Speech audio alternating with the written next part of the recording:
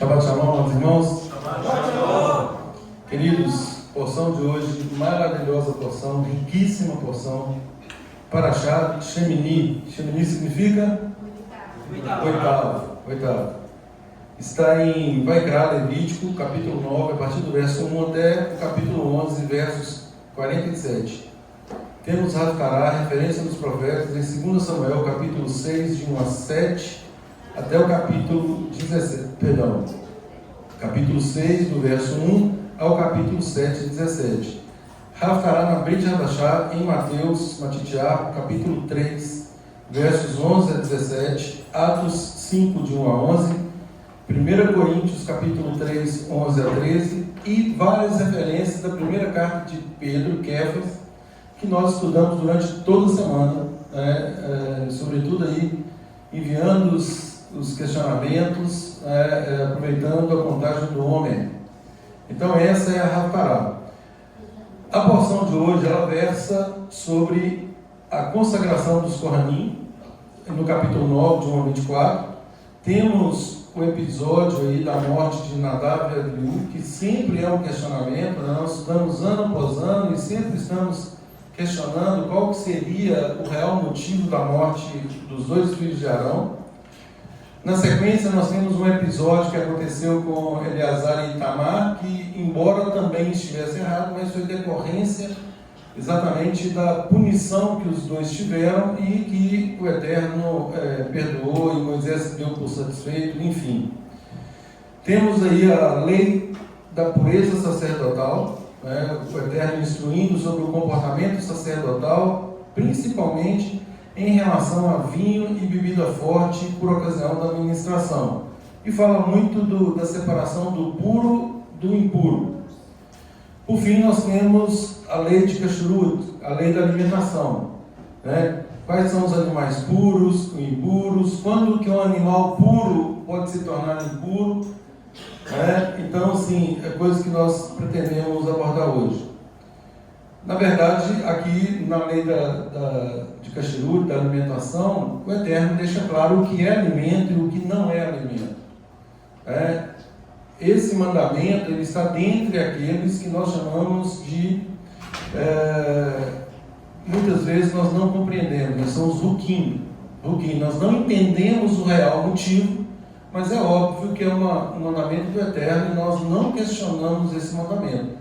A ciência hoje já comprova, por várias pesquisas e tal, os males que esses animais listados aqui como não alimentos causam ao ser humano. Agora, é triste saber que muitos, às vezes, dão muito mais ouvidos à ciência do que à própria palavra do Eterno. O Eterno manda fazer, a pessoa titubeia. Agora, quando a ciência vem e diz que é um problema, que causa algum problema, aí o pessoal fala assim, não, mas agora está comprovado cientificamente. E aí, lógico, isso pode ocasionar diversos males, sobretudo aí geracionais, a passando de um para outro. Nós vamos ver aí na medida do possível se nós conseguimos avançar bem, aprofundar o máximo que nós pudermos. Comecemos a ler o capítulo 9 e depois eu vou pontuando. Capítulo 9, ao 8º dia, esse 8º aí, Shemini. Chamou Moisés a Arão e a seus filhos e aos anciãos de Israel, e disse a Arão. Então ele reúne aqui Arão, seus filhos e a liderança principal. E aí ele dá o comando para Arão. Toma um bezerro para oferta pelo pecado, e aí ele vai descrevendo a questão do holocausto. No verso 3, depois dirás aos filhos de Israel, tomai um bode para oferta pelo pecado, um bezerro, um cordeiro, prossegue aí na questão do holocausto. Qual é o ponto que eu quero enfatizar? Verso 24 do capítulo 9. E saiu o fogo diante de Adonai, verso 24, que consumiu o holocausto e a gordura sobre o altar, o que vendo o povo, jubilou e prostrou-se sobre o rosto. Ou seja, esse jubilar aí, o povo gritou de alegria. Qual é o motivo dessa alegria?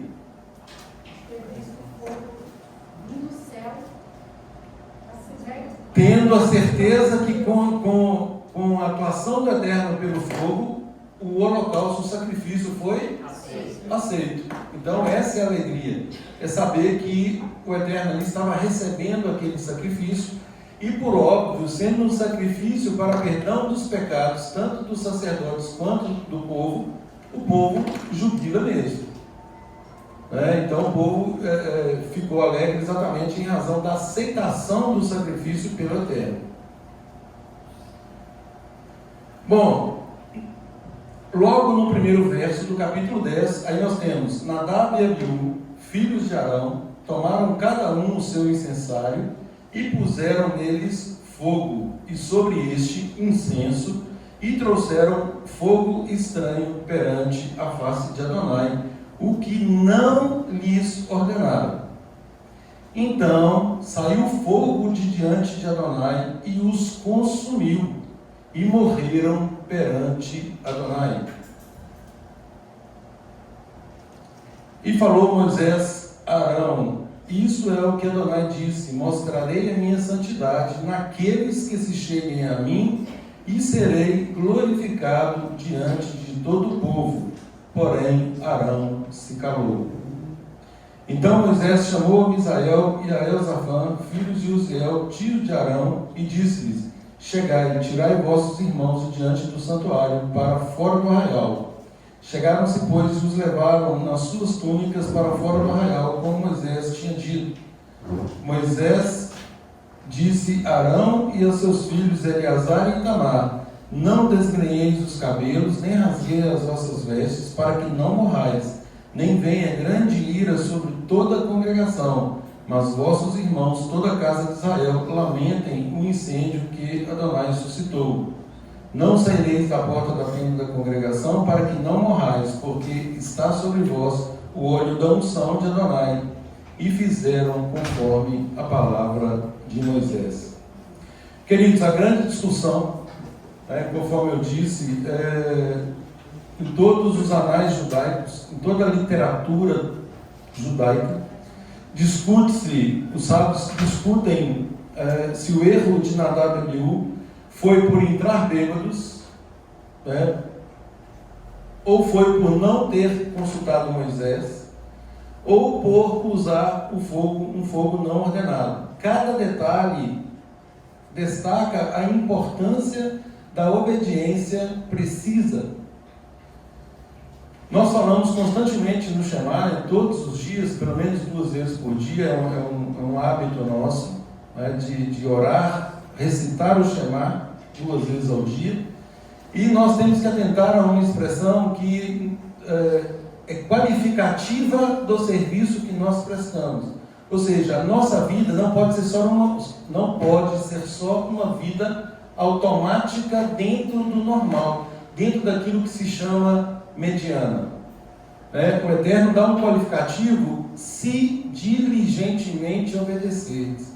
Ou seja, mais uma vez, para o Eterno, obviamente, Ele olha para a intenção do nosso coração, mas Ele quer uma ação que seja consentânea com essa intenção. Ou seja, de forma diligente, de forma zelosa, ou seja, fazer o melhor que pudermos para o Eterno. A grande questão, queridos, é que muitas vezes nós não fazemos isso. E nós não vemos, às vezes, pessoas preocupadas com esse zelo, com essa diligência. Eu ouvi aqui hoje, atentamente, ponderações sobre a questão da alimentação, que será o próximo tópico. É muito louvável essa preocupação. Todavia, nós somos messiânicos, estudamos e praticamos a Torá à luz do Mashiach e Yeshua pontua exatamente o problema do ser humano, e nós estudamos isso de forma aprofundada nas reuniões de segunda e quarta. Tocamos exatamente na essência do ser humano, e o motivo pelo qual Yeshua é tão criticado e às vezes até rejeitado, como foi até por parte do nosso povo. Por quê? Porque ele toca na estrutura humana. Nós não gostamos de ser incomodados no nosso conforto. Yeshua vem e dá uma ordem expressa de negação própria. Você, para obedecer a Deus, para fazer a vontade de Deus, você vai ter que negar a própria vontade. Então isso incomoda muita gente. E essa é a razão pela qual muitos o rejeitaram e ainda o rejeitam. Então, Yeshua trata desse tema por ocasião de uma abordagem que tinha a ver com um ritual de lavagem de mãos.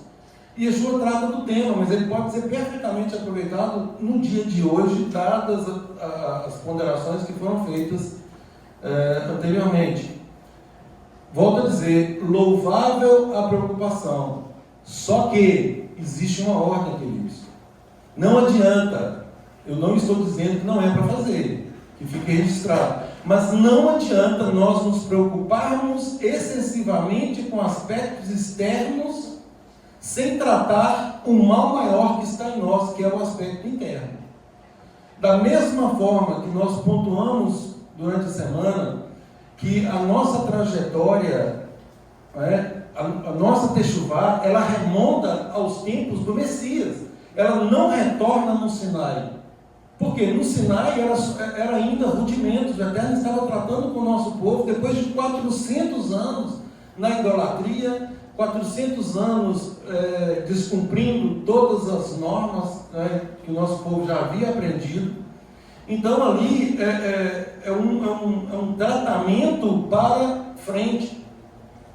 Ele elenca, manda registra o núcleo central em 2 pedras, tábuas de pedra, que ele próprio escreveu com o dedo dele. E manda que Moisés registre todas as demais instruções em rolos de pergaminho, exatamente para que isso ficasse para nós, como diligentemente o nosso povo o fez até então.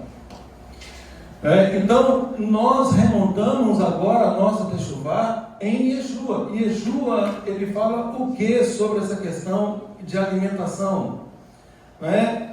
Quando ele diz lá que não é o que entra pela boca que nos faz mal, igual eu volto a dizer, o contexto ali era comer sem lavar as mãos. Era um ritual, Netilat Yadayim, um ritual de lavagem de mãos. Os seus discípulos fazem refeições sem cuidar deste ritual. E aí ele dá a explicação, chegando nessa premissa que muitos distorcem. Então, o que entra pela boca não faz mal. É igual eu estava falando hoje cedo, é só tomar veneno então para saber se faz mal ou não faz mal. Não é isso que Yeshua está dizendo. Nós não podemos ser tão infantis numa interpretação sem entender o contexto. Então, hoje nós trataremos de animais puros e impuros, e quando um animal puro, ele pode se tornar impuro. Só que nós temos uma norma de gradação, uma norma de transição, voltando ao tempo do Messias, que é Atos 15. Volto a dizer, gente, leiam Atos 15 e entendam Atos 15. Nós não podemos caminhar no reino per saltum, ou seja, não adianta querer pular 3, 4 degraus de uma vez. Nós vamos um degrau por vez. Nós temos que cuidar, existe uma gradação e nós precisamos de cuidar do que é mais importante. Mas então eu não posso... Claro que pode, claro que pode. Tudo que o Eterno determinou tem que ser feito. Agora, nós não podemos, sem cuidar de algo pela ordem mais importante, exteriorizar uma importância que está totalmente fora. Ela é intempestiva. Ela é fora do tempo. Tem que fazer? Tem que fazer. Igual foi dito aqui hoje também. Nós temos que fazer umas coisas sem omitir as outras. Só que essas outras, às quais Yeshua se refere, é o âmago da nossa emuná, é o âmago do nosso viver e proceder no reino. Então, muito mais importante, volto a dizer, faço a ressalva mais de uma vez, é muito mais importante nós cuidarmos do nosso coração, porque Yeshua fala que é dali que procedem os maus desígnios, os homicídios, os adultérios, a Lashon Hará e tantas outras coisas, tudo procede do nosso coração. Tudo. Primeiro isso está internalizado em nós pensamos, nós começamos a materializar e, obviamente, a consumação vem com a exteriorização do próprio ato que se pensou. É disso que nós precisamos cuidar. Se nós tratarmos a raiz, se nós tratarmos o problema, nós não temos que nos preocupar com as consequências. Então nós temos que entender a causa. E a causa, a mesma coisa a questão de pecados. Um pecado origina todos os pecados. Se uma pessoa trata de um único pecado, que é o mais importante, ela elimina todos os pecados. Foi exatamente a forma que Yeshua nos apresenta. Yeshua declara textualmente, a palavra também corrobora isso, falando que em Yeshua não se achou pecado nem dolo em sua boca. Ou seja, uma conduta absolutamente irrepreensível dentro dos padrões da Torá, dentro dos padrões do Eterno. E Yeshua declara que ele não veio para fazer a própria vontade, mas a vontade do Pai. E ele nos conclama que o imitemos no tocante a fazer a vontade do Pai. Mas Yeshua tinha um ministério, Yeshua ele veio aqui para um determinado fim, perfeito. E nós não devemos, é óbvio que nós não devemos tomar o exemplo dele no tocante à parte sacrificial, que foi algo que é uma medida de justificação que o Eterno providenciou. Agora, na questão da dependência, ele nos orienta a depender do Eterno o tempo todo. E a Torá está cheia de mandamentos nesse sentido. Não aparte a minha lei da tua boca, conserva a tua lei no coração. Inclusive, o conceito de Brit Hadashah, de renovação de aliança, é a própria Torá, só que agora não mais na forma do Sinai, mas sendo gravada no nosso coração. E a única forma de permitirmos essa gravação no nosso coração é nos tornarmos dependentes do Eterno. Bom, afinal de contas, o que é isso? É fazer a vontade de Deus tal qual ela está ali.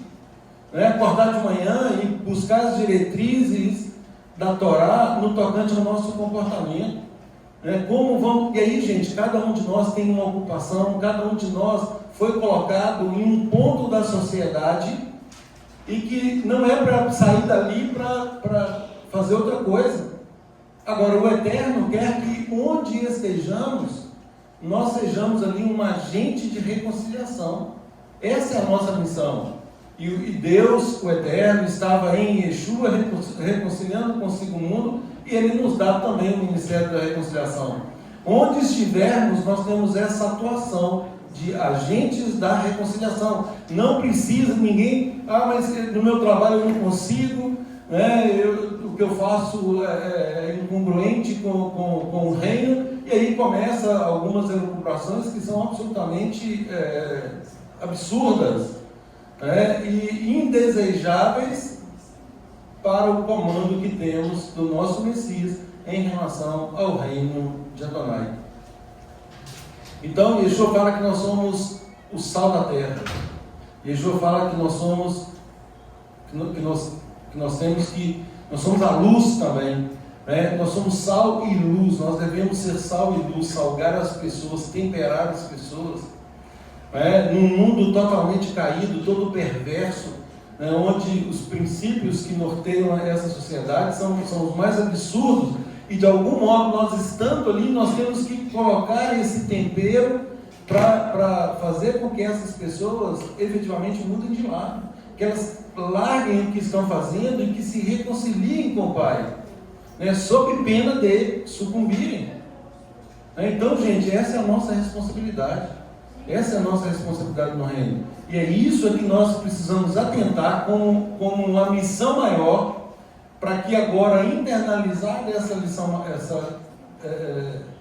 maior, nós passemos a nos preocupar com as coisas exteriores. Porque se nós continuarmos independentes, rebeldes, não atendendo principalmente a gradação de Atos 15, é em vão tudo que fizermos. Por quê? porque vai ter só aparência de justiça.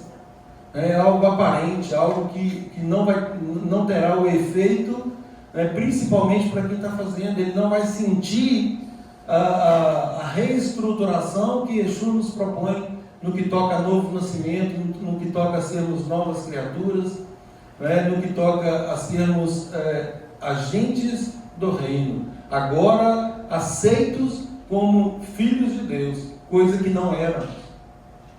Então, essa é a base. Nós precisamos pensar nisso, fazermos as coisas com zelo, dependendo do Eterno em todas as coisas. E aí nós vamos nos adequando. Agora, não pulem Atos 15.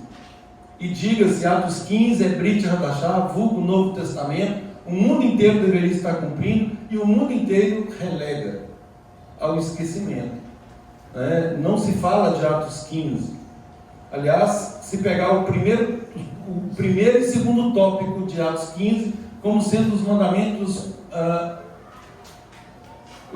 mais importantes, aliás, Atos 15 descreve os 3 mandamentos mais importantes: idolatria, relações sexuais ilícitas, que a sociedade está toda contaminada com isso, e assassinato, sangue. Os 3 estão ali contidos.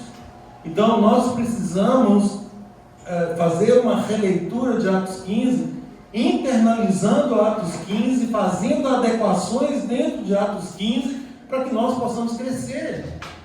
Porque a ordem que Tiago dá, a sugestão que ele dá ali, que é chancelada pelos demais apóstolos, é exatamente essa: não vamos perturbar aqueles que estão se achegando ao nosso povo, aqueles que estão fazendo techuvá, mas vamos recomendar que se abstenham da idolatria, das relações sexuais ilícitas, da carne de animais sufocados e do sangue, do assassinato.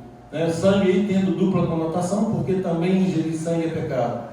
Mas essa é a base. Essa é a base. Se nós não retificarmos isso, nós não adianta prosseguir. Mas eu não posso fazer? Pode. Agora, não dê a máxima importância ao que você está fazendo sem retificar, sem adequar plenamente Atos 15. Porque senão está fora. Existe uma forma, e isso acaba saindo fora dessa gradação da terra. Pois não.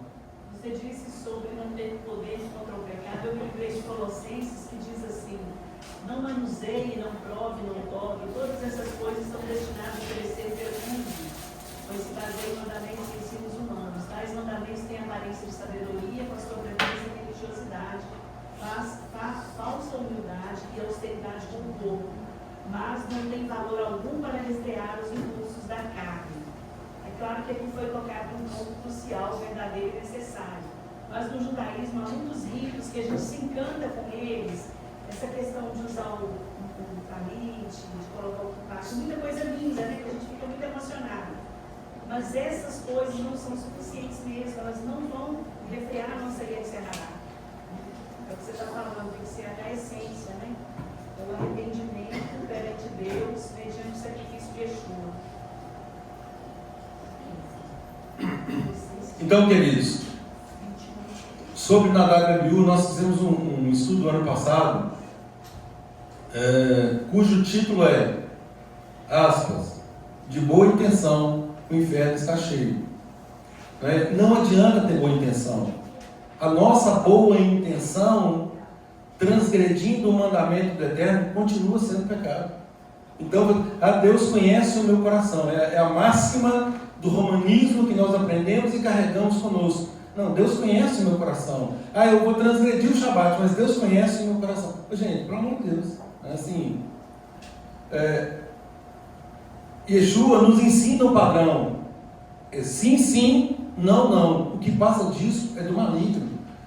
O nosso compromisso com o Eterno e a nossa dependência do Eterno nos coloca numa condição de súditos perante um rei. Ou seja, nós não deveríamos ter a opção de não cumprir, de desobedecer. Muito pelo contrário, é cumprindo diligentemente, é atentando para os detalhes. É óbvio que Deus conhece o nosso coração, mas Deus não abre mão de um padrão que Ele próprio estabeleceu. Pois não? Jeremias 17:9 fala: enganoso é o coração mais do que todas as coisas e desesperadamente corrupto, quem o conhecerá? Exatamente. Então, eu já falei, gente, nós não nos guiamos pelo nosso coração. O nosso coração é enganoso. Nós nos guiamos pela razão, independentemente da emoção, porque coração é sinônimo de emoção. Independentemente das nossas emoções, nós mantemos o padrão racional. Shaul fala sobre isso, é uma fé racional, uma fé que eu sei explicar para qualquer um que me questionar a razão dela. Uma emuná carregada de confiança, e o que me compete, que é a parte da fidelidade, é eu me esforçar ao máximo, eu ser o mais diligente possível para cumprir isso. Queridos, muitas explicações dos nossos sábios. Tem um pouquinho de paciência que eu vou tentar resumi-las, mas só para que vocês entendam o contexto e que o que vocês hoje estão preocupados não é algo novo, né? Isso já vem desde que a Torá foi dada. Lá no Zohar, no capítulo 3, verso 56b, Hareimot, Nadab e Abiú estavam cheios de desejo espiritual, buscando fazer a vontade do Eterno, todavia sem estarem prontos para isso. E aí fala que eles foram rejeitados. É o que o David comentou agora há pouco. Não é a nossa, voltando na intenção, não basta a intenção. Pode ter uma intenção boa, mas nós estamos fazendo contra o padrão que o Eterno estabeleceu. E no Talmud também traz várias explicações sobre isso. Eu fiz questão de pensar, só para que vocês tenham uma ideia, que o Talmud, sendo a Torá oral, o Talmud nada mais é do que uma compilação de interpretações dos sábios judeus. Isso é o Talmud. Por que nós devemos ter cuidado? Nós não desprezamos. Todavia, se algo estiver no Talmud que contraria a Torá, é hora de afastar. Muita coisa absolutamente coerente, que são interpretações da Torá. Sábios que se debruçaram ali para estudar e chegarem ali a um entendimento, e fizeram o registro disso. Só que muitas vezes o nosso povo hoje, ele só estuda o Talmud em detrimento da Torá. E é aí que mora o perigo. Nós não podemos pegar algo que contraria a Torá e colocar isso superior à Torá. Então, naquilo que está consertando, está de acordo, eu trago aqui as ponderações. Oi? As ponderações dos ditos sábios. Aí fala aqui o seguinte, que eles entraram, a questão da embriaguez, que eles entraram, então esse é o entendimento mais elementar, que de fato eles entraram lá embriagados. Qual é o fundamento? E aí eu gostei, porque tem um fundamento na Torá. Aqui, o fundamento está nos versos 8 a 11 do capítulo 10. Olha aí, o fundamento. Falou também Adonai a Arão dizendo, depois do episódio de Nadab e Abiú: vinho ou bebida forte, tu e teus filhos não bebereis quando entrardes na tenda da congregação. Ou seja, quem está prestes a ministrar não vai consumir bebida alcoólica. É um princípio. Isso corrobora a tese maior de que de fato eles estavam embriagados. Tanto é que o Eterno faz questão de registrar, olha, agora é mandamento. Ninguém entra bêbado, já era uma premissa, mas vamos escrever isso, vamos deixar isso bem expresso. Então, vinho ou bebida forte, tu e teus filhos não bebereis quando entrares na tenda da congregação, para que não morrais. Estatuto perpétuo será isso para as vossas gerações. Para quê? Para fazerdes a diferença entre o santo e o profano, entre o imundo e o limpo, e para ensinar aos filhos de Israel todos os estatutos que Adonai lhes tem falado por intermédio de Moisés. Então, queridos, o fundamento maior de que a razão principal da morte deles foi a embriaguez é justificada por esses textos. Para mim tem muita razão, tá? Mas tem outros pontos e outros comentários a respeito que também devem ser considerados. Pois não?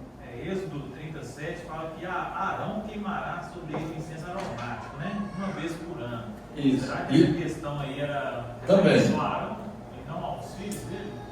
Exatamente, vem a questão aqui do incenso, né? Porque aqui, logo aqui, ó, Nadab e o filho de Arão tomaram cada um o seu incensário. O seu incensário. Isso não era também, tem esse entendimento da questão das atribuições. Os levam neles fogo sobre este incenso, né? Isso, então. Será que essa parte do incenso era referente a só a Arão? Exatamente, então tem esse comentário também. Que eles estavam, esse fogo estranho seria exatamente porque estava fora da ordem que o Eterno havia estabelecido. Só complementando aqui, porque a gente vai pegando um raciocínio e vai, né? Eu acredito também que no sentido da bebida alcoólica, no caso, que eles depois foram proibidos, né? É que você, às vezes, perde o limite do que você pode, do que você não pode, do que você deve. É claro, o álcool altera a nossa percepção, isso é óbvio. E aí, Né? nesse sentido, eles acabaram perdendo a noção Isso. do incensário. Não era a hora daquilo, não foram chamar para ministrar ali, mas por causa do álcool, perderam a noção. Perderam os freios inibitórios. Os freios inibitórios, aí avançaram além do que lhes era permitido, passaram da conta, exatamente. Nós sabemos, gente, que o álcool ele é permitido pela Bíblia, não é proibido, tanto é que a restrição aqui é quando eles estavam para ministrar. É claro que fora do serviço poderia consumir. Agora, qual que é o princípio? Não embriagueis. Nós podemos tomar o vinho, todas as nossas refeições são regadas a vinho, mas com moderação, sem causar qualquer tipo de escândalo. Então tomou uma taça, viu que já está ficando meio alterado, ali já é o momento de parar. Nós não podemos prosseguir ao ponto de perdermos esses freios. Porque o álcool ele faz isso, ele encoraja. Inclusive tem um comentário disso também, fala que todos os segredos são expostos diante de algumas taças de vinho. Acabou, exatamente, perde o freio. Literalmente, o que no direito a gente fala muito isso, perdeu os freios inibitórios. Então aquilo que inibe, que proíbe de avançar, o álcool vem, tira aquilo fora e a pessoa desce como um carro desgovernado. O fogo estranho, então, teria sido um serviço não ordenado, feito embora com zelo, mas com falta de temor. São os comentários Midrash Rabbah 26. Uma tentativa de adiantar o tempo, como se quisessem provocar uma manifestação sobrenatural fora da ordem divina. Eu achei interessante isso aqui, uma tentativa de adiantar o tempo. Eu peguei essa expressão e fiquei pensando assim, quantas vezes nós fazemos isso? Uma tentativa de adiantar o tempo. Nós temos paciência para muitas coisas.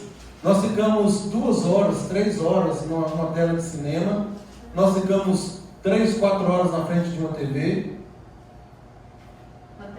na tela de um celular, rola aquilo ali por horas e horas e horas, mas quando é para um serviço ao Eterno, passou de 1 hora, já começa, todo mundo fica inquieto, já está na hora de acabar, tem estudo aí que fala que qualquer coisa que ultrapassa 1 hora não tem nenhum proveito. Gente, nós não nos guiamos por raciocínios mundanos.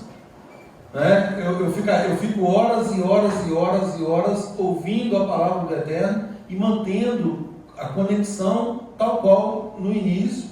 É uma questão de prioridade. É uma questão de prioridade. E nós precisamos atentar sobre isso. A palavra fala, não nos apressemos em sair da presença do Eterno. É claro e é óbvio que nós não vamos exagerar. Todavia, nós não colocamos limite para a atuação do Eterno.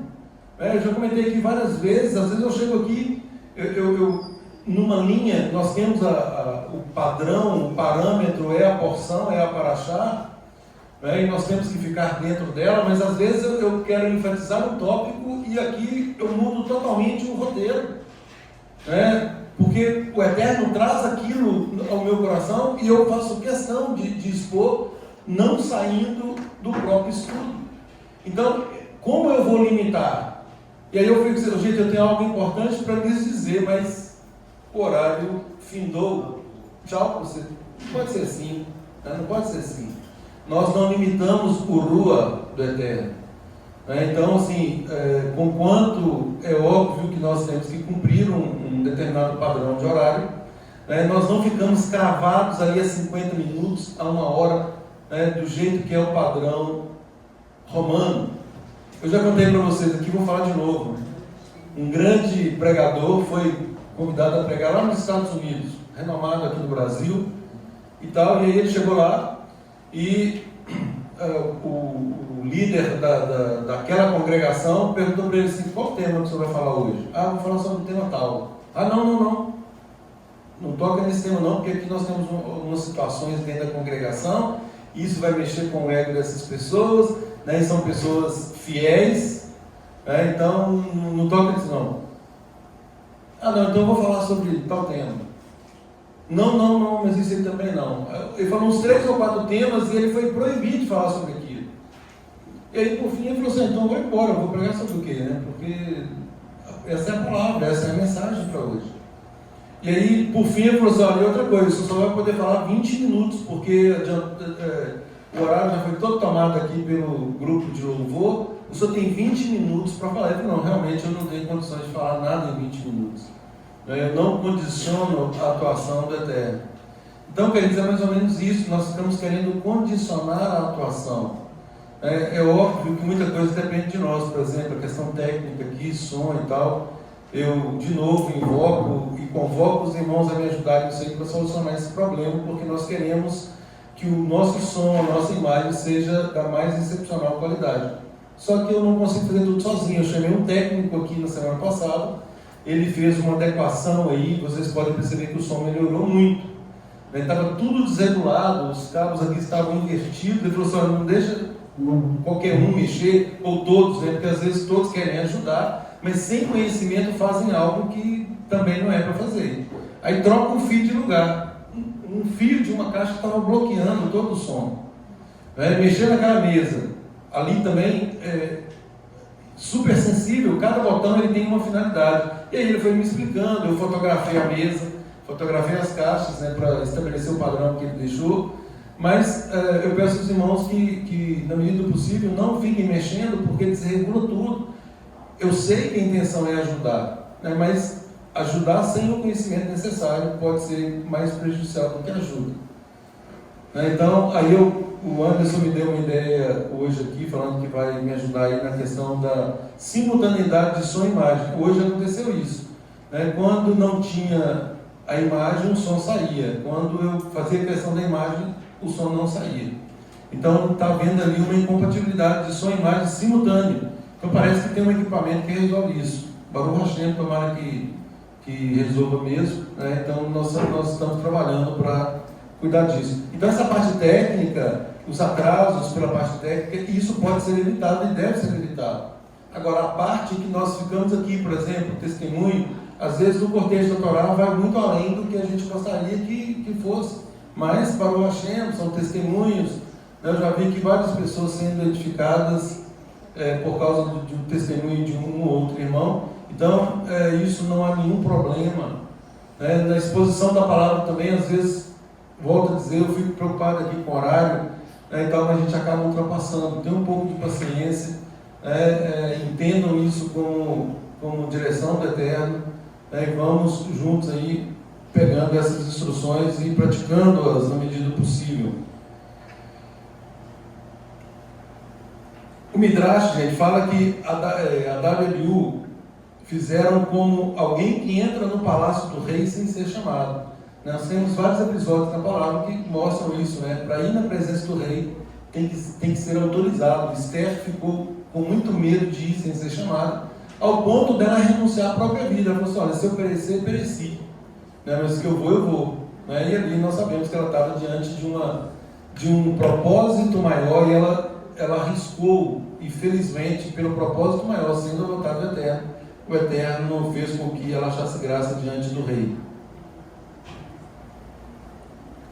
Lá no Zohar, a gente fala que Nadab e Abiú estavam em êxtase espiritual, mas não souberam discernir entre o desejo puro e a presunção espiritual. O que é isso? O desejo de agradar. Mas existe em nós uma presunção de sermos muito espirituais. Eu vou explicar isso depois, melhor.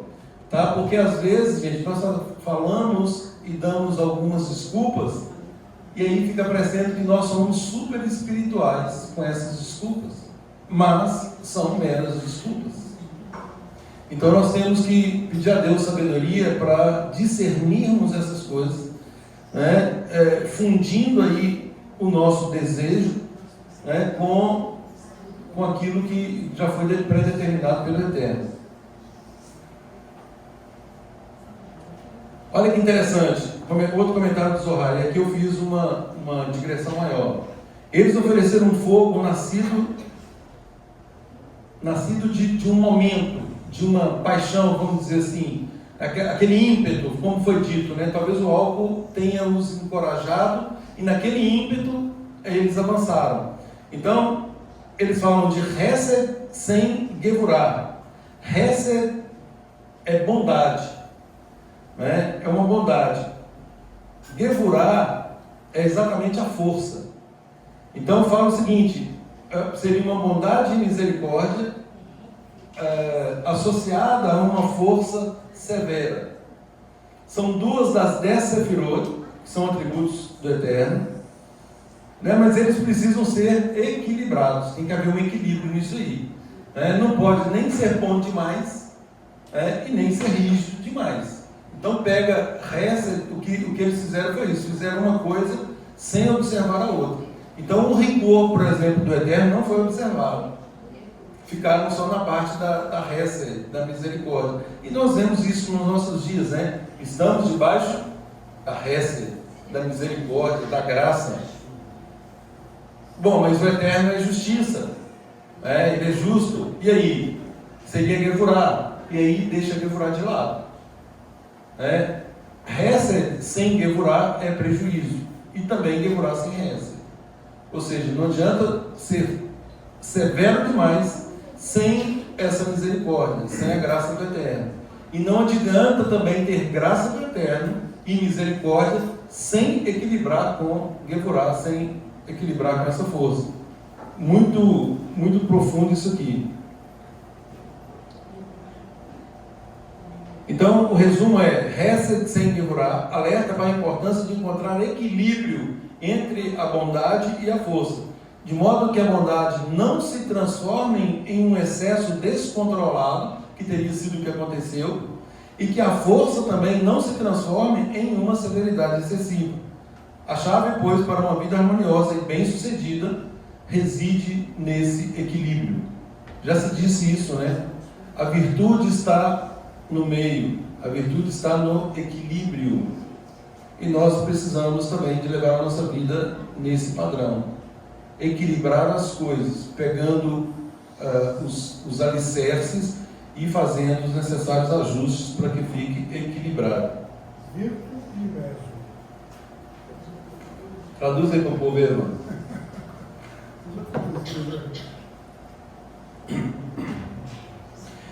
Rash fala o seguinte, que o fogo estranho é porque exatamente eles não tinham autorização para fazer, que foi um ato de iniciativa deles, e também ele aceita que isso aconteceu por causa da embriaguez.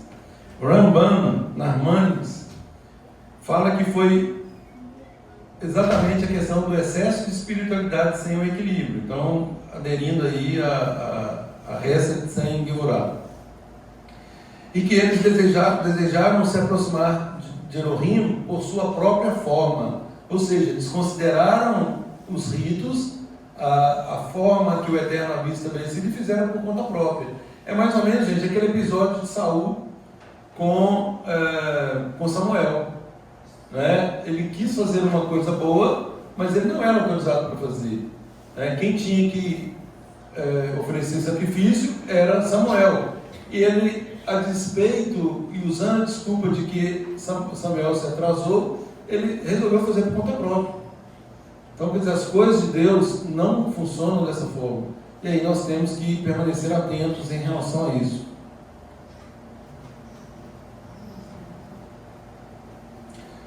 O fogo, gente, representa espiritualidade e devoção, Eish Shel Kedushá, mas também pode representar ego, orgulho e uma paixão descontrolada, que é chamada de Eish Zará.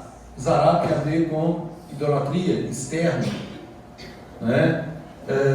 Então esse fogo, ele é um fogo muito mais idólatra. É aquilo que falamos, é algo que está dentro de nós e nós queremos fazer para exibicionismo, né, para parecer super espiritual, alguma coisa do tipo, né? Isso tem a ver com ego, orgulho ou uma paixão descontrolada. E fala que o Eish Zará é o fogo cujo recipiente não é adequado. Ou seja, é uma energia espiritual oferecida sem obedecer à forma. Então existe uma forma certa, né? Um rito certo, que foi estabelecido pela Eterno. Aí a pessoa, ela quer fazer do jeito dela. É o que nós sempre estamos falando, né? Não existe jeito de ninguém. Nós temos que andar de acordo com a Torá. Não existe, esse é o meu entendimento. Não existe o entendimento da Torá. É sempre assim.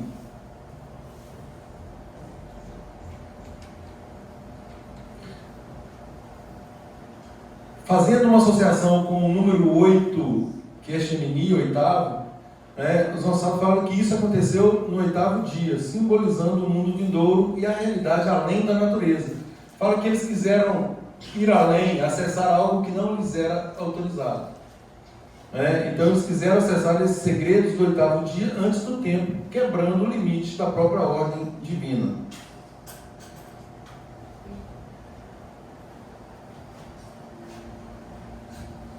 Gente, em relação ao número 8, só para a gente pontuar aqui, nós sabemos que a circuncisão ela acontece no 8º dia. Né? Então é feito no 8º dia, conforme Bereshit 17:12. E é uma aliança eterna entre Elohim e o seu povo. Falamos sobre isso também nos nossos estudos dessa semana. As confusões que se fazem acerca desse instituto da circuncisão, sobretudo pela má interpretação de Gálatas, descontextualizada de Atos 15.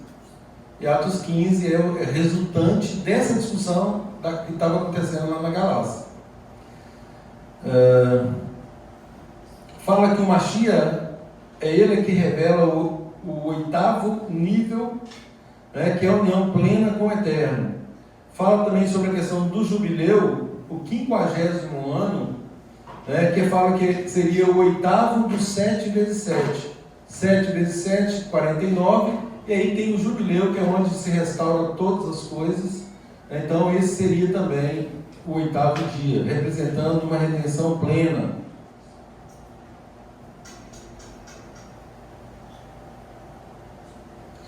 Aplicação prática para isso. Nós, como discípulos de Yeshua, nós somos chamados a viver além do simples teor da letra. É o que nós falamos, nós temos que buscar ali a intenção do legislador.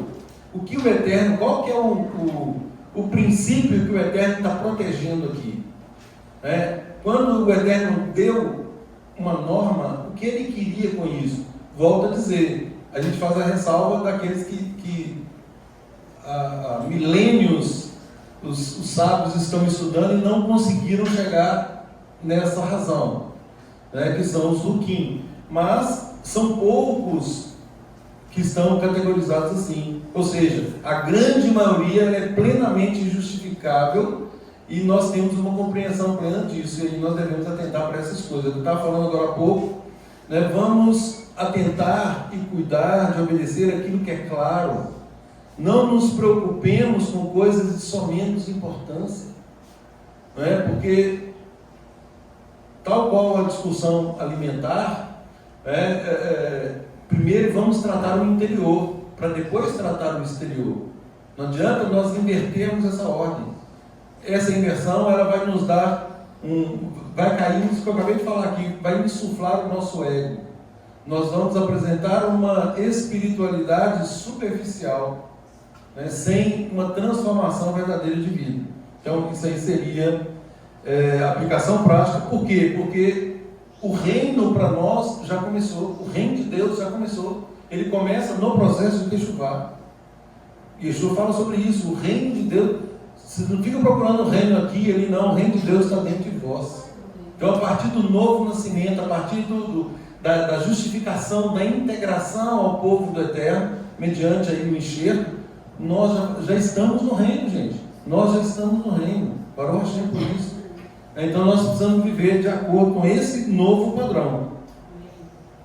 Yeshua é o nosso sacerdote perfeito, né? Ao contrário de Nadab e Abiú, Yeshua nunca, vejam a correlação, ao contrário de Nadab e Abiú, Yeshua nunca agiu fora da vontade de Elohim, ou seja, obedeceu ipsiliteris, literalmente, o que o Eterno determinava.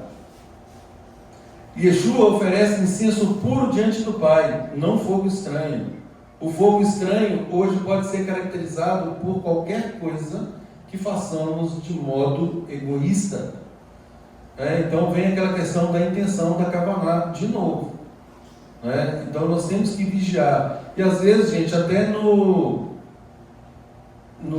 ato nosso de justificação para alguém, nós estamos, na verdade, apresentando esse ego extremamente inflado. Extremamente inflado.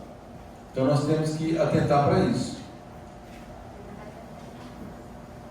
Outro dia eu pedi a alguém aqui para fazer uma determinada coisa. Aí ele falou assim: quando você me pediu para fazer isso, não comenta com ninguém não, tal, não sei o que, não sei o que, não sei o que. Aí eu falei para ele, olha, isso é ego. Porque é interessante que as pessoas saibam. Quando você recebe uma instrução e você fala dessa forma, você na verdade está insuflando o seu ego. Ah não, mas a palavra fala que o que a mão esquerda, o que a mão direita faz, a esquerda não deve saber. Outro contexto, tem nada a ver com isso aí. Então assim, uma aplicação fora de contexto. Exatamente. Então, a interação do corpo, ela precisa de fluir de forma plena, para que o corpo seja edificado. Então, se nós começarmos a esconder, fica parecendo, aí já entra naquele outro contexto. A pessoa tem um dom, eu estou evidenciando o dom dela e ela recusa esse dom. O que ela está fazendo? Ela está escondendo o talento que Deus deu para ela. E aí o que acontece com alguém que esconde o talento? Será considerado um servo mau e infiel. Então, assim, atentemos para isso. Porque isso, na verdade, é uma evidência de talvez aí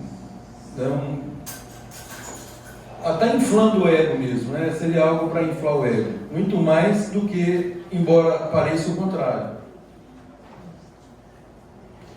Gente, estudamos a semana toda a carta de Pedro, Kéfas, porque tem tudo a ver com essa porção de agora. Lá em 1 Pedro 2,5 fala assim: vós também, como pedras vivas, sois edificados como casa espiritual, para serdes sacerdócio santo, a fim de oferecer sacrifícios espirituais agradáveis ao Eterno, por meio de Yeshua, o nosso Messias. Então aqui é a forma agora com que nós temos que agir. Nós somos sacerdócio santo, nós somos casa espiritual. Então atentemos para isso. Qualquer fogo que nós resolvamos oferecer tem que ser de acordo com o que foi ordenado, com toda reverência e temor.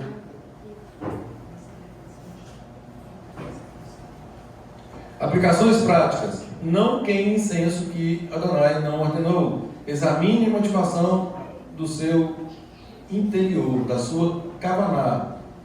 Busque, faça uma autoanálise.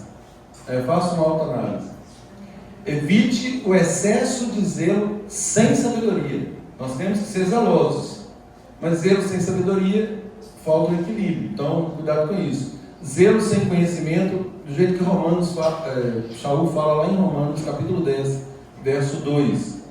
Submeta-se à liderança e ao ensino. Não se precipite em falar, ensinar ou oferecer algo por si mesmo. Eu falava sobre isso hoje aqui, a questão de alinhamento. Shaul fala que nós devemos ter o mesmo parecer. Nós temos que ter cuidado com isso. Porque às vezes a pessoa chega aqui e ela começa a querer ensinar algo que está fora do padrão do judaísmo messiânico.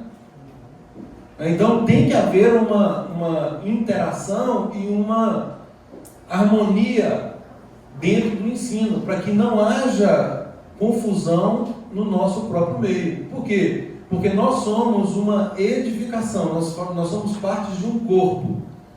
Se um fala uma coisa, outro fala outra, o membro ele vai ficar atordoado, no mínimo. E isso pode fazer com que o membro perca a função. Então, que nós tenhamos o mesmo entendimento, que nós sigamos as instruções as quais nos são dadas. Pois não? Deus, se isso tudo fosse aplicado, não existiriam 40 mil denominações, né? Com certeza, com certeza.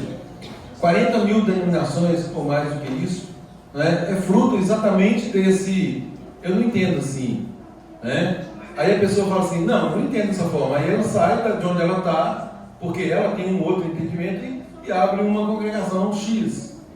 Aí ela começa a ministrar ali e tal. Aí um outro membro dentro dessa congregação fala assim, não, mas eu não entendo isso aqui não. Aí ele sai daquela congregação e abre uma outra congregação Y, e assim por diante. E o fruto, o resultado desse monte de congregações mundo afora é exatamente em função disso, principalmente em relação aos ditos, não vou usar o termo patriarcas, mas os principais lá da reforma protestante. Então, todos foram nesse conceito. Saíram de Roma, da igreja romana, porque não concordaram. Aí Lutero, por exemplo, afixou 95 teses divergentes, não concordava e fundou um movimento. Aí outro não concordava com o movimento dele e fundou outro movimento. E assim foram criando aí as diversas denominações. Se aplicasse a Torá, tal qual o Eterno determina, não teria nada disso. Só que a partir do momento que lá no Concílio de Nicéia, eles resolveram romper com esse fio condutor que é o judaísmo, eles cortaram os laços com Israel e falaram, nós não precisamos mais de Israel. Foi o que Lutero fez, inclusive. Não, deixa Israel de lado. Eles têm as festas deles, como se as festas fossem do povo, as festas são do Eterno. Não, eles têm as festas deles, vamos agora fazer as nossas. E aí, vocês já sabem a balbúrdia que está aí. Cuidado com a espiritualidade desordenada. Boas intenções, entre aspas, podem ser fogo estranho se não estiverem alinhadas à vontade de Deus. Então, gente, chequem, confiram, peçam conselho, aconselhem-se. Estavam pensando em fazer isso. Vai ser direcionado. Não, está perfeito, pode fazer. Não, isso aí fere tal e tal princípio. Porque às vezes a pessoa acha que está fazendo bem e não está. E isso em várias coisas, porque, gente, quem está na liderança tem uma visão global do corpo. E várias situações do corpo já são de conhecimento da liderança. Aí chega alguém que não sabe o contexto, não conhece, obviamente, tudo, não está inteirado, e ele quer fazer com boa intenção, ele quer ajudar, mas a ajuda dele pode ser prejudicial ao que a liderança já está fazendo em relação ao corpo. Então, por isso é importante checar, não custa, vou conferir esse negócio. Pois não. Provérbios 16:25 fala, há caminho que parece direito ao homem, mas afinal são caminhos de morte. Exatamente. Então, tudo certo, A pessoa olha assim e fala, está tudo certo. O que aconteceu com Nadab e Abiú? Ali, aparentemente, o Eterno não ia recusar o serviço deles, e recusou. E o resultado foi morte. Busque a santidade com temor. Adonai deve ser servido com temor e tremor. Tehillim 2:11 fala sobre isso, e Filipenses também 2:12. Gente, um paralelo com a Brit Hadashah, ninguém pode pôr outro fundamento, 1 Coríntios 3, 11, 13, ninguém pode pôr outro fundamento além do que já está posto. Aqui, Shaul ele apresenta um fundamento agora que é o próprio Yeshua. Por quê? Porque Yeshua ele plenifica o entendimento da Torá. Ele nos apresenta a Torá sem nenhum tipo de impureza. Impureza é um assunto de hoje também. Então, uma palavra pura, uma água viva. Então, Yeshua é o fundamento da nova aliança, da renovação dessa aliança. Então, ninguém ponha outro fundamento. 1 Coríntios 3, versos 11 a 13. E o fogo provará qual seja a obra de cada um. Porque o novo fundamento que é Yeshua, ele trata, conforme eu já disse, ele trata com o nosso interior. Ele vai na causa. Ele não, os efeitos são absolutamente secundários. Nós sabemos que tem os efeitos, mas muito pior do que os efeitos é a causa. O que está causando? Independência. Viver de forma independente, fora do corpo, fora da palavra, fazendo as coisas por si mesmo. Então, não mude esse fundamento. Tem aquele episódio de Ananias e Safira, assim como Nadab e Abiú agiram fora da ordem divina, também Ananias e Safira tentaram ali oferecer uma mentira diante do Eterno, e ambos os eventos destacam uma santidade aparente. Ananias e Safira não tinham nenhuma obrigação de fazer o que eles fizeram. Isso não era obrigado, era uma faculdade, era facultativo, era opcional. Só que vendo o que outros estavam fazendo com a kavaná correta, eles pensaram, vamos fazer também, está todo mundo doando tudo aqui, vamos doar também. Não precisava fazer aquilo, não foi requerido isso. Não foi requerido, não era uma obrigação. E aí eles falaram, vamos doar também, mas nós vamos falar que nós vendemos por X, sendo que na verdade nós vendemos por Y. Ou seja, retiveram parte do valor e deram a entender que estavam doando tudo.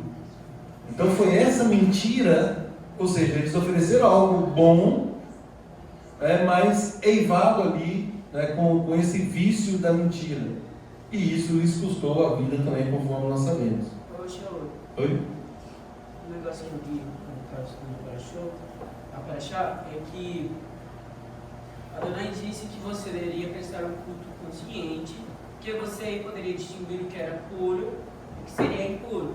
Só que, por exemplo, quando eu estava em um culto, a gente ficava tão emocionado, com todo aquele culto carismático, a gente ficava ébrio em emoções, você não sabia mais o que estava fazendo. Mas é exatamente o que eu falei, nós não podemos nos guiar por emoções. E hoje o sistema, ele é um sistema que convence por emoções. E massageia muito o ego, colocando o homem no centro, o ser humano no centro. O ser humano é muito importante, ao ponto de ser mais importante que o próprio Deus. O que o sistema fez sobre isso. Esse é o famoso humanismo. Entendeu? Então nós precisamos tirar o homem do centro e dar a Deus o lugar que é dele. E exatamente o próximo texto, Levítico 11, 44 e 46, fala: para que façais diferença entre o impuro e o puro, entre o santo e o profano, pois eu sou santo, diz Adonai. Aí, queridos, passamos agora então para a lei de Kashrut, a questão da alimentação. Eu vou fazer algumas ponderações aqui, bem rápidas, porque o nosso tempo já está um pouco mais adiantado. Queridos, lei de Kashrut não é dieta, para início de conversa, não é uma dieta, mas é um marco de identidade do povo de Deus. O povo de Deus é o quê? Santo, Kadosh, Kedushá, santificação. O povo de Deus vai se separando, e o Eterno, exatamente com esse propósito, ele nos deu a lei da alimentação. São cercas que nos protegem, que vai proteger o povo dito de Deus dos demais povos que não querem saber de Deus. É óbvio que a lei de Deus é para todos, tanto para o natural quanto para o estrangeiro. Só que nós sabemos que as pessoas hoje foi falado isso inclusive, porque eles estavam lá falando contra a Torá, falando contra a alimentação, e o assunto da alimentação, toda hora ele volta à tona. Gente, não adianta. Nós temos que dar o nosso testemunho, sempre, falar o que é certo. Aqui, mas fiquem tranquilos, olha como que fica leve. Nós não temos a obrigação de convencer ninguém, ou seja, não existe aquela coisa romana de insistência para ganhar a pessoa, porque coitado de Deus, Deus precisa da pessoa, é mais ou menos assim, não é assim? Então, gente, é o contrário, as pessoas precisam de Deus, as pessoas precisam se reconciliar com Deus, e nós temos esse papel de reconciliação, mas nós não podemos flexibilizar nada para atrair uma pessoa. A pessoa tem que ser atraída pela santidade da própria Torá. Perceber que Yeshua cumpriu toda a vontade do Pai, que ele não veio para abrogar, revogar, cancelar a Torá, muito pelo contrário, ele tornou essa Torá plena. Então, conforme eu disse, ele nos dá o real sentido da Torá, e ele fala que o jugo dele com essa Torá é um jugo suave, que o fardo é leve. Ou seja, tem jugo e tem fardo. Só que é um jugo suave e um fardo leve. Então, assim, é algo que nós podemos suportar. Então, atentemos para isso. Gente, olha o que o Talmud diz. Peguei o que está de acordo, é óbvio. O corpo se torna mais refinado com alimentos permitidos, sensíveis à atuação do Rua. Comentário de Rambam. A Torá não proíbe alimentos por questões médicas, mas espirituais. Os animais impuros corrompem o caráter da alma. Tentem se aperceber da profundidade disso. Fala que o alimento, gente, ele se torna parte da pessoa e altera o seu comportamento. Vocês já ouviram aquele ditado? Nós somos o que comemos. Então, o alimento ele se torna parte de nós. Você está comendo uma porcaria, é óbvio que isso vai ter reflexo no corpo, na nossa saúde. Então, o Rambam fala que esses mandamentos, eles visam refinar a nossa alma e manter a nossa harmonia com o Criador. Vocês já perceberam, por exemplo, que a depender do que comemos, nós não conseguimos nos conectar? Sim. Claro. Entendeu? Tem alimentos, porque também tem a forma de comer, gente? A questão da gula também é pecado. Nós estamos comendo o que é lícito, mas quando nós comemos além do que é necessário, nós também perdemos essa conexão. Por quê? Porque infringimos outro princípio. Então temos que atentar para isso. Porque tem a ver com a nossa conexão com o Criador. Por isso, o jejum é tão importante. O jejum é extremamente importante para fazer com que mantenhamos essa comunhão. Aquele que consome o que é impuro absorve dentro de si forças impuras, tornando-se uma pessoa mais densa e com a consciência obscurecida. Acho interessante que tem um verso na palavra que fala assim, da pessoa, como fala?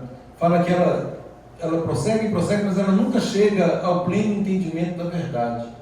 É isso aqui, ela tem a consciência obscurecida, obnubilada, está sempre confusa. Existe uma confusão, uma confusão ali que não permite que a pessoa alcance o conhecimento pleno.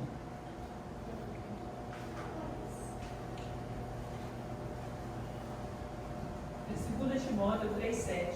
Leia, por favor. Estão sempre aprendendo, mas jamais conseguem chegar ao conhecimento da verdade.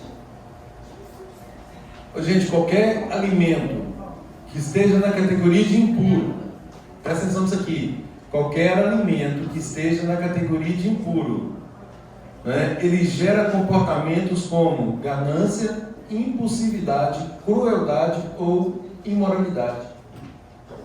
Olha como que o alimento afeta o nosso comportamento. Então nós percebemos o que? O cuidado de Deus conosco. Não é algo meramente dietético, né? Vai muito além disso, né? Fala que nós começamos a perder a sensibilidade espiritual, dificultando a assimilação do estudo, né? Dificultando o gosto pelas instruções, né? Aquela coisa prejudica a nossa oração, e principalmente faz com que nós percamos o discernimento entre uma coisa e outra. E aí muitas vezes nós, perdendo esse discernimento, nós corremos o risco de misturar com coisas profanas e não distinguirmos isso, né? Porque nós teríamos a obrigação de distinguir entre o santo e o profano, entre o puro e o impuro. Mas em razão daquilo que comemos ou da forma que comemos, nós perdemos esse discernimento. Gente, tudo tem consequência. Tudo. Saiu fora do padrão, tem consequência.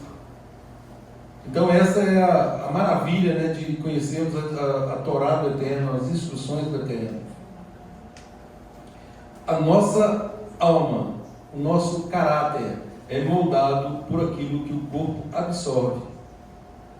E diz que a dieta de uma pessoa que tem temor do Eterno, né, sempre passa pelo caminho da sabedoria. Então, aquilo que eu falei, às vezes o puro torna-se impuro, né? Uma mesa farta, cheia de alimentos apropriados, caché, né? Tudo puro, óbvio, né? Pode ser impuro se eu como de forma desregrada, se eu cometo o pecado da gula. Entendeu? Então aquele puro, ele se torna impuro para mim. Então é isso que eu digo, nós temos que tratar então o que? O pecado da gula. Eu tenho que ter uma moderação, nós temos que comer com moderação, nós temos que beber com moderação. Olha o equilíbrio aí de novo, Gevurah, resta de Gevurah. Provérbios aqui do dia, né? 25:16, achaste mel? Come apenas o que te basta. Exatamente, Quem come mel demais, gente, passa mal. Come apenas o necessário. Aí a pessoa vê aquele sabor, né, docinho e vai comendo, daqui a pouco coloca tudo para fora. Pois não. Só para pontuar também isso que você estava falando, você tem que recordar algo que quando a gente está complementando, escolhendo algo, sempre tem alguma coisa na nossa mente. Sim. Agora o quê? E esse o quê, dependendo do que você come, é como se você estivesse sendo sustentado não por aquilo que você está comendo, e sim por aquilo que você está pensando. Então, se nós comemos, quanto mais coisas impuras nós comemos, e ele já disse bem aqui, isso é levado para o nosso organismo, e dependendo do que nós estamos pensando, ele causa um efeito de pecados terríveis dentro da nossa alma. Então, eu acho que é por isso que a Bíblia fala muito sobre a gente sentar numa mesa e às vezes mantemos o silêncio, às vezes é bom, ou às vezes, né, claro que conversar também é essencial, mas eu guardo isso no meu coração. Aquilo que a gente está pensando na hora pode ser improdutivo e pode ser contaminável também, enquanto nós estamos ingerindo. Verdade. Gente, na carta de 1 Pedro de semana, o que ficou?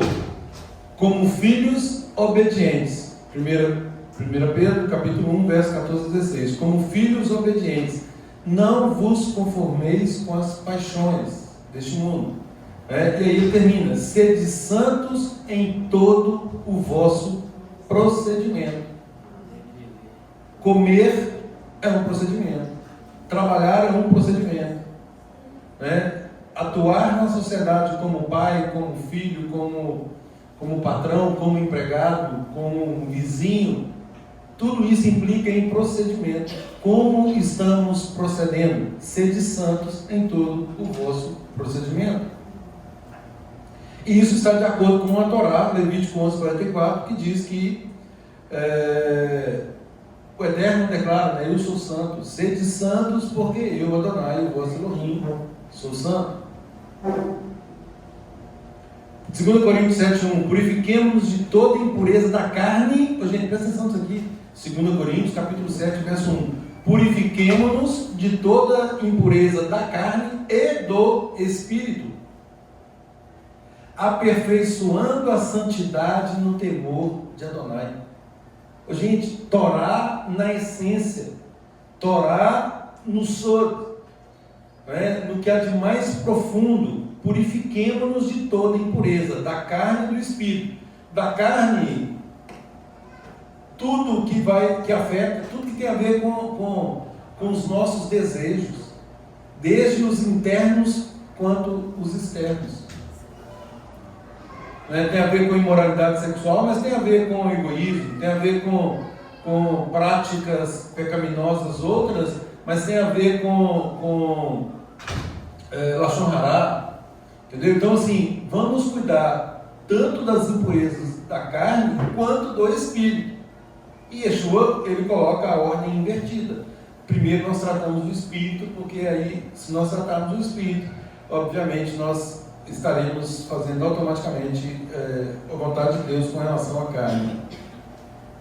Pois bem. 1 Tessalonicenses 4:7 fala também: porquanto Deus não nos chamou para a impureza, e sim para a santificação. De Sarte, quem rejeita estas coisas não rejeita o homem, e sim a Deus, que também vos dá o seu Ruach. Amém. É isso aí, pois não. Essa questão que você falou de nunca chega ao conhecimento da verdade, o contexto é muito interessante. É 2 Timóteo 3, de 1 a 9, se você julgar. Olha aí. Sabe, porém, isto que nos últimos dias sobrevirão tempos trabalhosos, porque haverá homens amantes de si mesmos. Olha aí, gente. Avarentos, presunçosos, soberbos, blasfemos, desobedientes aos pais e mães, ingratos, profanos, sem afeto natural, irreconciliáveis, caluniadores, intemperantes, cruéis, sem amor para com os bons, traidores, obstinados, orgulhosos, mais amigos dos eleitos do que amigos de Deus, tendo aparência de piedade, mas negando a eficácia dela. Destes, afasta-te, porque desde número são os que se introduzem pelas casas e levam cativas mulheres nécias, carregadas de pecados, levadas de várias concupiscências, que aprendem sempre e nunca podem chegar ao conhecimento da verdade. Olha aí, aprendem sempre, mas não chegam ao conhecimento da verdade. E como Janes e Jambres resistiram a Moisés, assim também estes resistem à verdade, sendo homens corruptos de entendimento e réprobos quanto à fé. Não irão, porém, avante, porque a todos será manifesto o seu desvario, como também foi daqueles. Exatamente, não irão avante, porque a sua insensatez será de conhecimento de todos. Então, queridos, aplicações práticas com relação ao kashrut. Alimentação molda o nosso interior. Ou seja, nós devemos comer de forma consciente, com a intenção correta, fazendo as orações, agradecendo, lembrando que o correto pela Torá não é orar antes. Não tem problema em orar antes. Mas o mandamento é orar depois. Ou seja, depois da barriguinha cheia. Qual que é o problema? Que depois da barriguinha cheia a gente começa a dar coisa, a gente não lembra mais. Entendeu? Então o correto é orar depois, agradecer pela comida, né, que já ingeriu. Deuteronômio 8:10. Isso aí.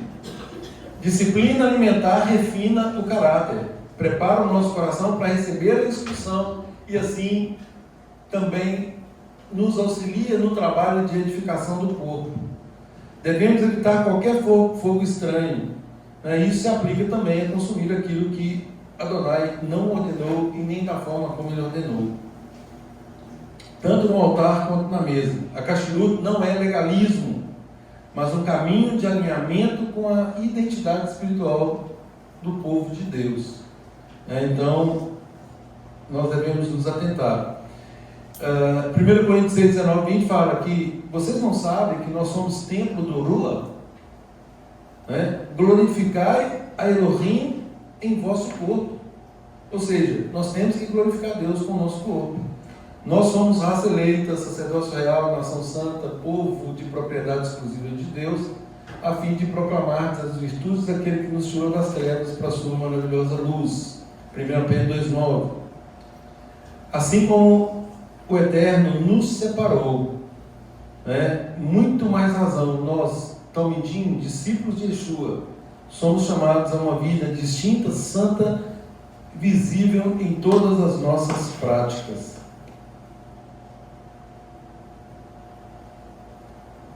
Eu quero só fazer uma associação. A Adriana começou a tocar nisso aqui hoje, eu achei interessante, porque eu já tinha colocado aqui. Nós somos templo, Mishkan, partes do Mishkan comparadas ao corpo humano. Aron Habri tem a ver com o nosso coração. A Menorá tem a ver com os nossos olhos. Shurran, que é a mesa, tem a ver com o estômago, ou altar, né? A Adriana mencionou isso aí, o altar. Tem a ver com o nosso estômago. Mishpeah, aqui seria o altar. Então, Shurran é a mesa, o estômago. Mishpeah é o altar. O fígado, nosso fígado e o sangue, nosso sangue. E as cortinas têm a ver com a nossa pele. E as colunas com os nossos ossos. Então, nós vemos aqui uma associação que o nosso povo faz em relação a partes do Mishkan e a partes do nosso corpo. Lá em Yohanan 2:21, né, Yeshua falou sobre o corpo, né, destrói esse templo, né, destrói esse templo e eu reedificarei em 3 dias. Ele não estava falando do templo. Como assim? O templo demorou 46 anos para ser construído. Como você vai construir um templo em 3 dias? Mas Yeshua estava falando do corpo, né, como o templo do Rua. Cada aspecto do nosso corpo deve ser consagrado, os nossos olhos para contemplar a instrução do Eterno, a Torá, o nosso coração para amá-lo em plena obediência e dependência a Ele, as nossas mãos para servir, os nossos pés para andar nos caminhos dele. Tudo para Ele. Quer comais, bebais ou façais qualquer outra coisa, fazeis para a glória de Adonai. Então, as leis alimentares, elas ligam o espiritual ao físico, tá? Temos que ter cuidado com o que entra no corpo, tanto o alimento quanto informação. E aí hoje nós temos aí, sabemos, né, uma mensagem totalmente distorcida daquela original. E isso se deve a Mateus 24:12, né? Por causa do crescente distanciamento da Torá. O sistema distanciou tanto da Torá que as instruções que eles passam estão totalmente contaminadas, ou seja, é um ensino impuro. Impuro, pois não? Pediu?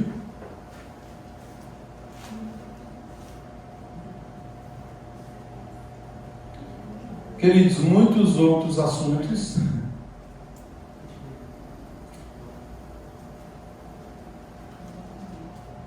Mas eu quero dizer o seguinte: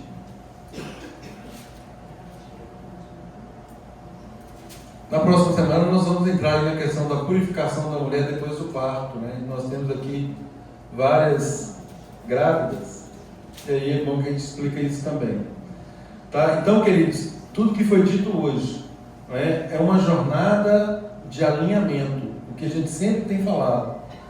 Aqui nós tratamos muito da parte interna e a questão da alimentação, mas tem os reflexos da nossa vida como um todo, né? Como que somos na sociedade, como somos como marido ou esposa, como que somos como filhos ou pais, né? Como que somos como pessoas que estão servindo a Deus. Então todas as áreas da nossa vida precisam, né, de um alinhamento de acordo com a vontade de Deus, né? E essa deve ser uma conduta de um discípulo de Yeshua, né, que tem que ser feito com temor, santidade e sempre visando a glória de Adonai. Sabendo que cada um de nós é um Mishkan, um tabernáculo vivo, onde o fogo de Elohim está habitando. E aí nós precisamos desse fogo com a aprovação dele, porque senão nós nos queimamos. Então nós precisamos ser aprovados. E que nós tenhamos sempre esse exemplo, de humildade, vigilância, de modo que efetivamente nós possamos imitar o comportamento de Yeshua como alguém que foi ungido por Deus para ser aquele que nos justificaria e para nos dar o seu exemplo. Shabbat Shalom a todos.